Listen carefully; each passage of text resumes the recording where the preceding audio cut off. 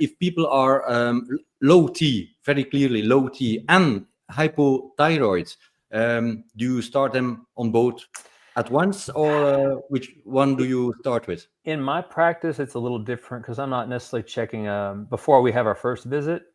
We're not doing a massive lab panel. A lot of times they'll come with pre-done labs, but otherwise we'll focus on their symptoms.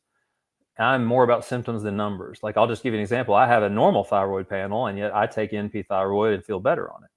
Just the same way, a lot of people can have some abnormal thyroid parameters. Doesn't always mean you need thyroid, especially when you start them on testosterone first.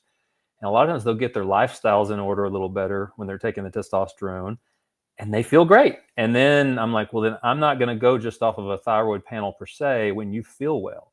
So for me, and the way it sort of happens in my practice in general, we're not exploring the thyroid part at the same time.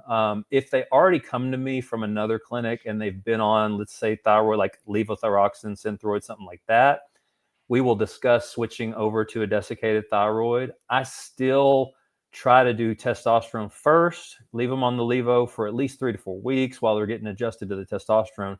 Then we still address the thyroid conversion after the fact. That's not all of them, not 100% of cases. I think there have been some where like, no, I want to go ahead and switch to NP. I'm ready to, they've hated levo for as long as they've been on it. And that's fine. I just tell them we're messing with 2 variables at a time. So you just got to be open to knowing we may not know what's doing what.